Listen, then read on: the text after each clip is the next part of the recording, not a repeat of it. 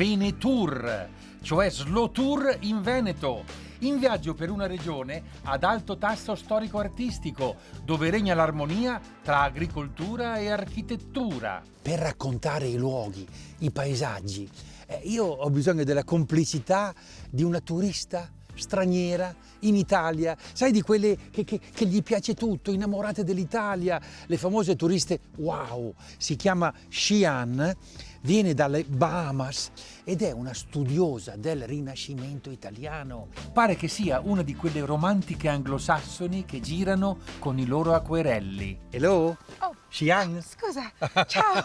Ciao, Xi'an. Sì, Sì, posso chiamarti Xi? sì, come tu preferisci. Oh, hai visto dove siamo? Villa Angarano Bianchi Michiel, una delle più importanti ville del Palladio, patrimonio UNESCO dal 1996, incastonata nel magnifico paesaggio tra il fiume Brenta e il Monte Grappa. Do you know Palladio? Sì, un grande architetto. Un grande architetto, certo. Che progetta questa villa nel 1548, anche se poi la facciata è stata successivamente rimaneggiata. It seems like a Renaissance. Posto rinascimentale, forme classiche, statue mitologiche. Le piacciono anche gli alberi di limoni The symmetry is perfect. e la simmetria perfetta. Yes. Sì. Ah, beh, sono soddisfazioni, eh. L'ho fatta studiare ed è bravissima, ha detto delle cose perfette, giustissime.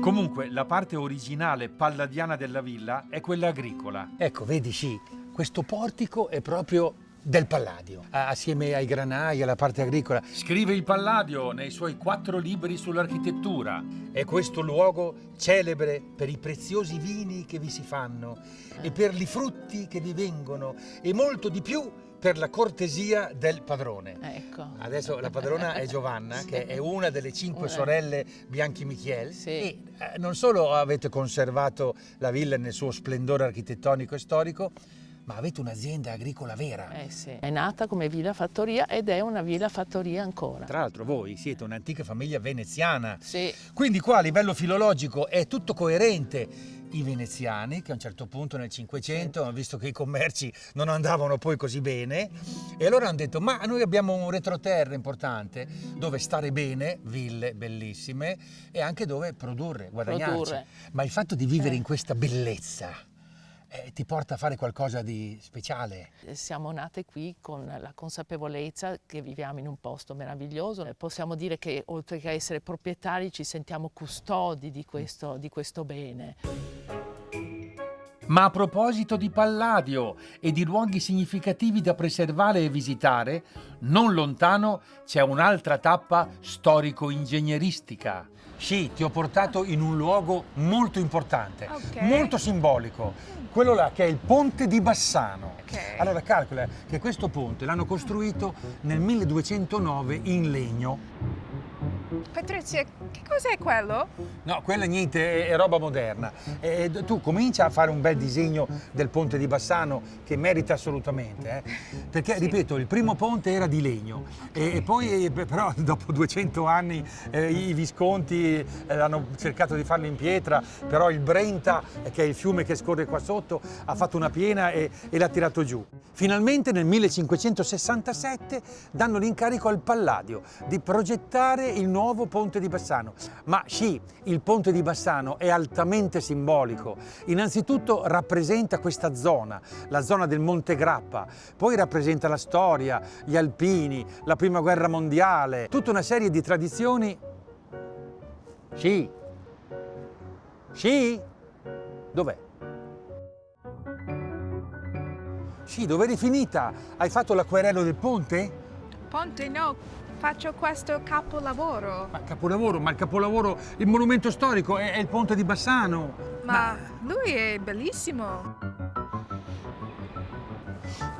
Sì, ma questa non è acqua, questa è Cos'è? grappa. Non è grappa. Sì, è grappa, ma non hai fatto un acquerello, hai fatto un grapparello, eh? E d'altra parte è normale, perché vedi, alla base del ponte ci sono delle famosissime distillerie. Si può andare in gondola qui? No, in gondola, tesoro, no. La gondola è solo a Venezia. Ah, No. Vabbè che il vero nome di Palladio era Andrea della Gondola, ma solo una turista poteva immaginare di andare in gondola sul Brenta. Vabbè, vediamo se rinsavisce alla prossima tappa. Abbiamo fatto via Palladio.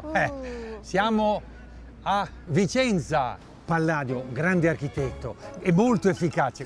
Poca spesa e tanta resa. Era bravissimo, costava poco perché riciclava anche la polvere di marmo per fare delle belle colonne e poi soprattutto, guarda là, era fastoso, faceva fare una gran figura ai nobili di allora. Ah beh, l'ultima opera che ha fatto, poco prima di morire, è stato il Teatro Olimpico.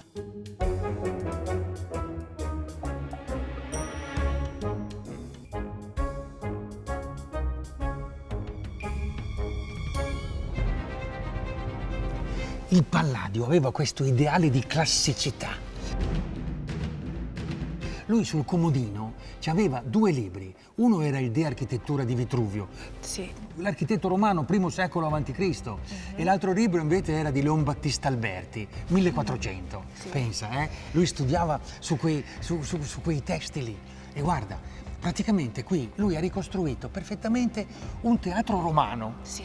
Solo che i teatri romani erano all'aperto e lui ha fatto il primo teatro classico al chiuso, con la loggia corinzia lassù e praticamente la cavea semiellittica, do you know semiellittico, che è proprio qua dove noi siamo seduti. E poi naturalmente c'è il proscenio. Cosa mi dici della scenografia? Sì, Scamozzi. Ah, beh, ma hai studiato, ma ne sai. C'è il trompe-l'œil, an illusion of dimensionality.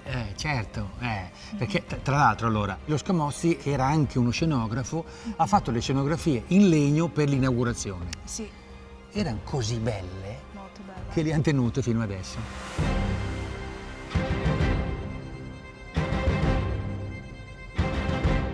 Secondo te questo palcoscenico quanto è profondo? Forse 30 o 40 metri. No, è solo 12 metri.